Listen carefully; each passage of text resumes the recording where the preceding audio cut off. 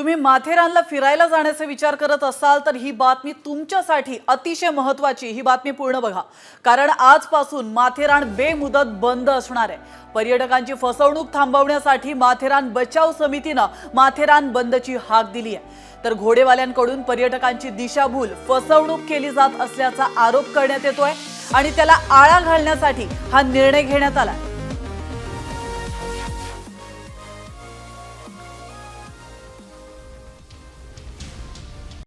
Comscore नुसार आता isakal.com आहे देशातील नंबर 1 ची मराठी न्यूज वेबसाईट। प्रत्येक अपडेटसाठी isakal.com ला नक्की भेट द्या।